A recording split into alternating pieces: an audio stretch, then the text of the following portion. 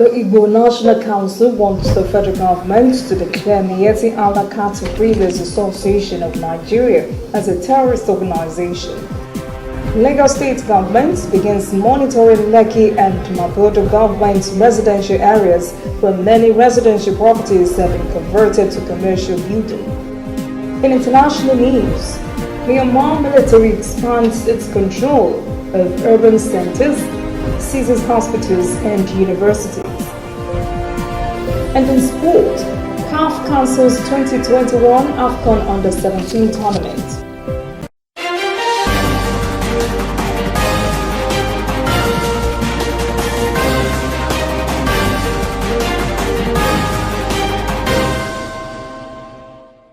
This is ANN News. I am Olajumoke Olatunji. The Nigeria Center for Disease Control, NCDC, has reported 371 new COVID-19 cases and 13 deaths as infections hit nearly 159,000. NCDC also reports 135,500 patients have been discharged, while nearly 2,000 deaths were recorded across the country on Monday. The health agency says 17 states reported new cases, with Lagos leading the pack with 102 new cases. Enugu, Edo, FCT, Ogun States, Osun, Bayelsa, Rivers, Kaduna, and Plateau States recorded double-digit cases. The rest has single digits. A group in eastern Nigeria, the Igbo National Council, has called on the federal government to declare the Miyetti Allah Cattle Breeders Association of Nigeria as a terrorist organization for, quote, their open support and participation in terrorism in Nigeria through the jihadist killer herdsmen, end quote. The group says made the call during a summit in Owerri, Imo State capital. President of the Igbo National Council, Chilos Godsend, also wants Nigerians to stop buying and consuming cow meats grown by Fulani herdsmen. He said that would be, quote, the minimum measure of economic sanctions against the killer herdsmen, end quote. Godsend said his group is opposed to the ongoing wanton and reckless killings and destruction of Igbo properties by those he called the rampaging Fulani jihadist herdsmen and bandits. Meanwhile, fear has gripped the communities of Ogboji, Indio, Kalapse, and other neighboring areas in Orumba South and North local government areas of Anambra State, following the statements of the leadership in the Miyetti Allah Cattle Breeders Association of Nigeria on the alleged killings of herdsmen and loss of cows in the territories around the communities. Miyetti Allah Breeders Association Chairman, Southeast Region, Alhaji Gidado Sidiki, had charged that 4 herdsmen were killed and many cows lost in the fracas. But police sources and other unions in the communities counted that only 1 person was confirmed dead and only 2 calves and 1 cow were found killed. They said the number of cows lost cannot be ascertained. They also said the incident did not take place in Ogboji town, as alleged by media reports, but in farmlands bordering several communities. Chairman of Ogboji Town Union Caretaker Committee, Marcelinos Emebechi, told a national newspaper there was an invasion of the farmland by unknown gunmen who scared away vigilante groups and people around the communities on Saturday. The community leader, Indio Palace, says the communities are afraid because of signals of reprisal attacks they are getting from herdsmen. It is believed the development may have prompted security alerts in the communities. Renowned Professor Wale Soyinka says Nigeria must be restructured to tackle some of the major challenges confronting the country. Soyinka was among speakers at the 2021 Obafemi Awolowo lecture in Ogun State over the weekend, who spoke about the clamor for restructuring of the nation's federal system amid a wave of agitations across the country. The lecture was organized by the Obafemi Awolowo Foundation in Ikenne with the theme, Within Nigeria. Prominent Nigerians cutting across ethnic lines have insisted that for Nigeria to move forward, the current constitution governing it must be reviewed. Nobel laureate Professor Wale Soyinka says It amounts to foolishness for some Nigerians to believe that the country can work in its present state without being restructured.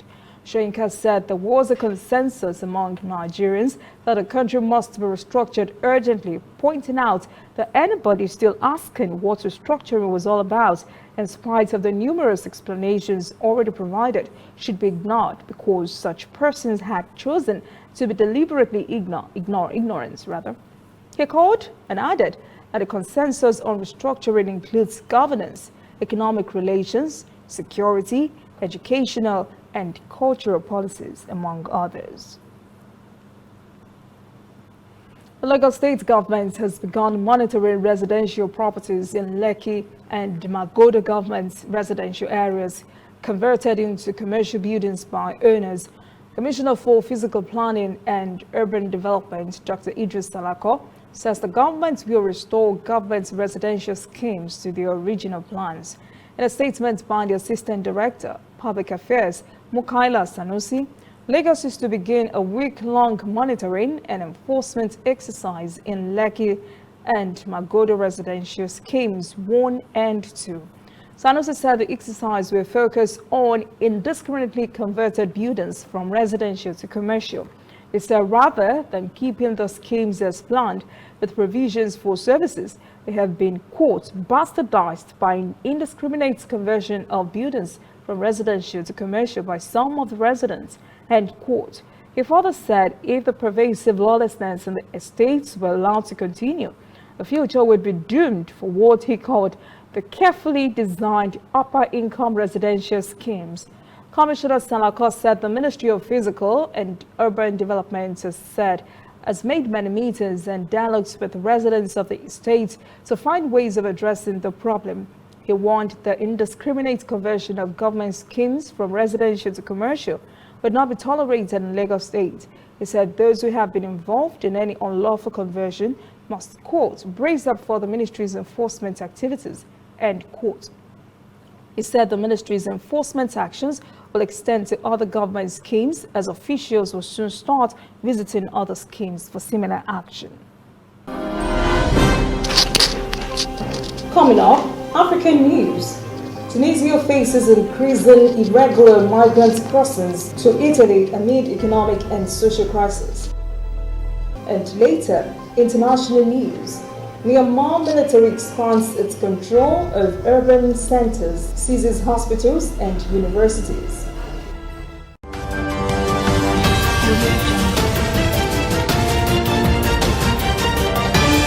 You are watching ANN. Welcome back. This is ANN News. The number of Tunisian migrants landing in Italy rose fivefold last year to 13,000. The problem is blamed on economic situation in Tunisia. The country has come under strong pressure from European nations to stem the flow of migrants. Correspondent Adnan Chawoji has the story. Experts say that Tunisia cannot cope with the high number of irregular migrants. They maintain that the country is not well equipped to cope with frequent migration flows. Tunisian ports are insecure. The Marine Agency does not have the necessary logistical and human needs to monitor migration routes in the Mediterranean. The situation is critical because Tunisia, Italy and Europe are unable to control the wave of irregular migrants. The Tunisian Forum for Economic and Social Rights has revealed that social protests and unemployment in Tunisia have fueled a new wave of migration. The rate of irregular migration grew recently and was said to have been driven by more than 1,400 protests recorded since January. The voices of young people are not heard by the authorities. We are facing unemployment, poverty, social tension and political turmoil. In addition to that, violence against peaceful protesters is rising in Tunisia. That's why youths, including university graduates, prefer dying at the sea to living without dignity. Authorities have also acknowledged that the number of Tunisians who died or who are reported missing is rising. The Association of Mothers of Lost Migrants has urged the state to increase the search and rescue operations. We want to know the truth about the fate of our sons. We call on the President, the Prime Minister and the international partners to help us. They fled the harsh living conditions. We want to see them whether they are dead or alive. The Interior Ministry has reported that 65 attempted crossings to Italian shores were foiled since last January 1st, against 47 in the same period last year and 12 in 2019. In addition, 1,051 undocumented migrants were arrested since the beginning of this year, in comparison with 887 during the same period in 2020 and 223 in 2019. According to the Tunisian Forum for Economic and Social Rights, the economic fallout from the COVID-19 crisis is pushing thousands of Tunisians to make the dangerous Mediterranean journey in search of better living conditions. In addition, at least 30 irregular migrants from sub-Saharan Africa have been rescued by the Tunisian Marines this year. Egyptian universities have begun mid-year examinations amid strict precautionary measures against the spread of the coronavirus. The Ministry of Higher Education has urged all students to observe all COVID-19 measures and to keep on their face mask during their entire stay in examination venues and their universities. Correspondent Adil El Marouki reports. Schools across Egypt have been struggling to shift their education online. That task has proven to be even more challenging for the country's public universities. That's because each faculty has had to reduce the huge number of students on campus while ensuring that the quality of practical education does not drop. We have implemented the hybrid technique of medical education, which comprises a blend between the online learning so that we can prepare all the lectures and the learning material that are needed so that they can provide the students with the proper learning materials. We have reduced the number of attendance of the students inside the campus. We also implemented the small groups so that the smaller number of students can communicate and collaborate with their academic supervisors. Ain Shams University's Faculty of Medicine has more than 11,000 students. The hybrid system has succeeded in reducing the number of students on campus to nearly a third of the usual population. Yet all of them must be at their campus during the exams. After several weeks of postponement, millions of Egyptian students in schools and universities are finally taking their midterm exams. The COVID-19 pandemic, however, has changed a lot in the testing experience. The Ministry of Higher Education has outlined measures to prevent students crowding during the exams. All testing halls must not exceed 50% of their usual seating capacity. But with such a huge number of students gathering, chances of a candidate being exposed to COVID-19 infection remain high. Our real problem is we've got students coming to us which they're already sick. This was our dilemma. We try to transfer them as soon as possible to the clinic and even to the hospital if required. That happened on 3 or 4 occasions. If we find someone who's really tired in the exam, we make sure that this tiredness is not simply a flu or something by making the PCR. Besides its downsides, some professors, however, believe the pandemic has somewhat benefited the educational experience. I think added a lot of positive things on testing. We shifted on all our written exams to objective assessment by MCQ. So it was a challenge for most of the departments, rather using on clinical assessment or rather on patients assessment. Sometimes we're using the simulated assessment. So all these measures are allowed us to have an objective assessment of the postgraduate student. Egypt has more than 3 million undergraduate students in only 27 universities. All of them must complete their midterm exams within these 2 weeks. When we return, international news. Myanmar military expands its control of urban centers, seizes hospitals and universities. And later, sport. CAF cancels 2021 AFCON Under-17.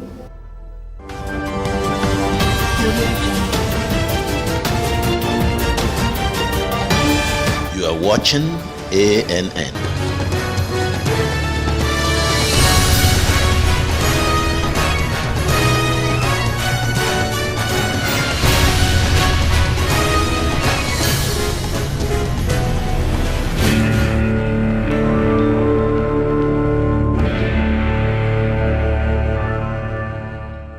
We are on the road every day, canvassing throughout Africa for news you really need.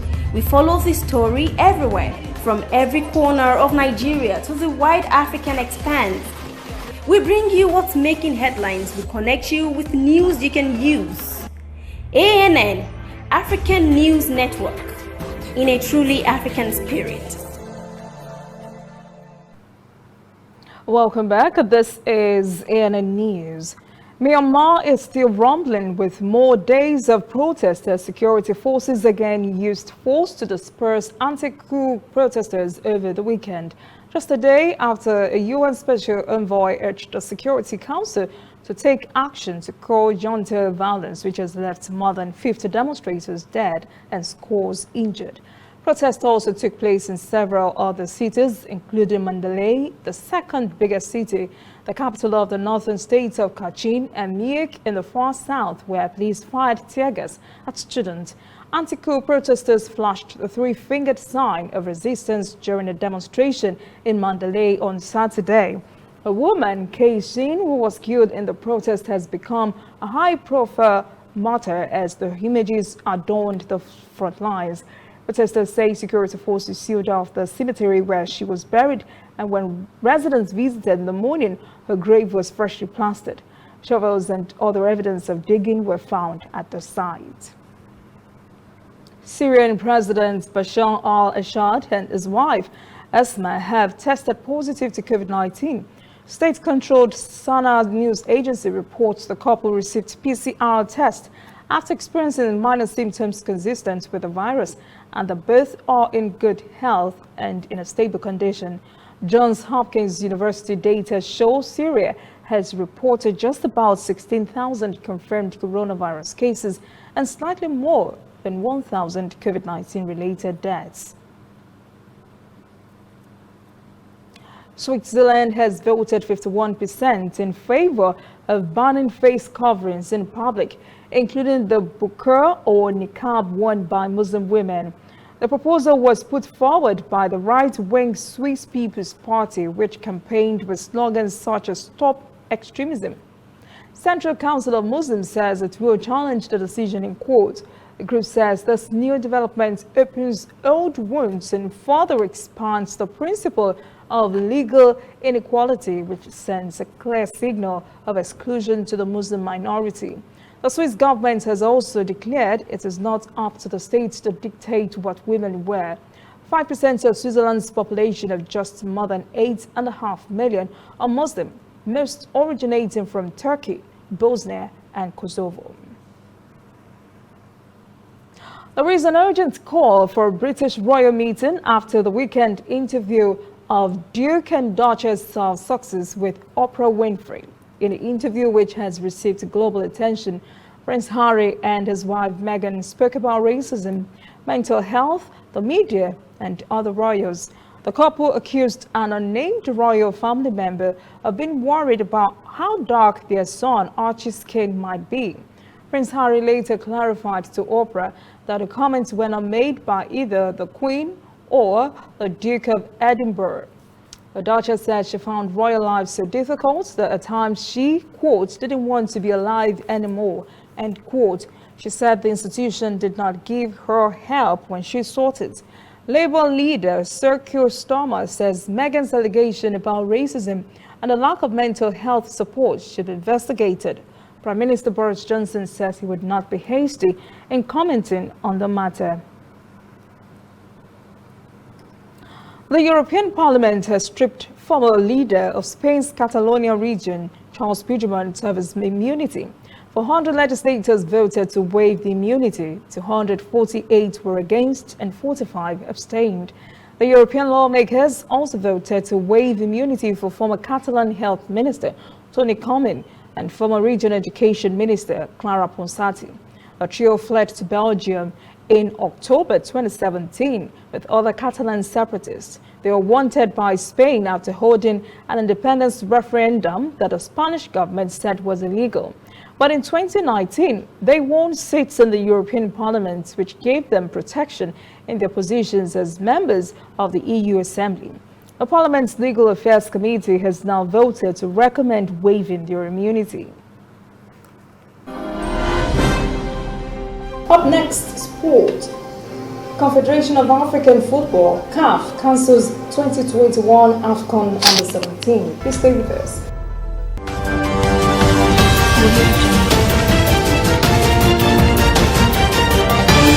You are watching ANN. Somewhere in the world, every second of the day, news is happening. And of course, Nigeria is bustling with news day and night. That is why ANN doesn't sleep. Our eyes are peeled, wide open, so no story escapes our radar. We stay abreast of world events and happenings at home. We keep you up to the minute in the world of sports. We give you information to stay on top of your investments and all the hard facts you'll need to navigate your day. If you miss us on air, you can keep up to date on our website and on our social media platforms, Twitter, Instagram, and Facebook at ANN Africa TV. We are ANN, African News Network. We do news right in a truly African spirit.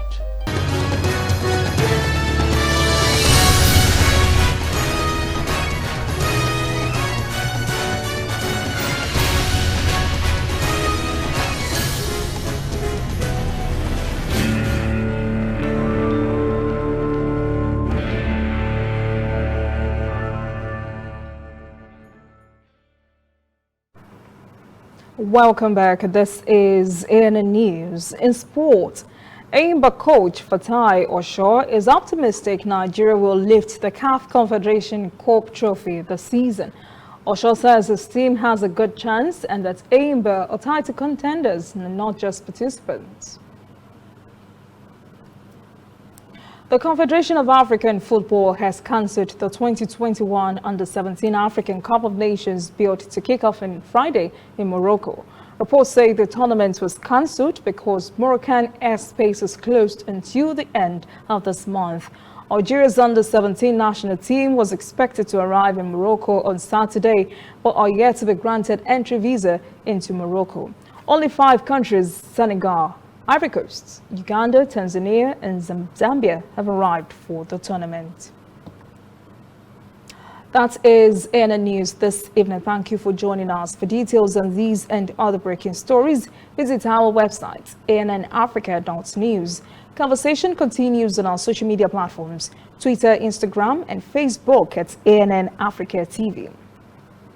I am Olajumoke Olatuji. Have a great evening.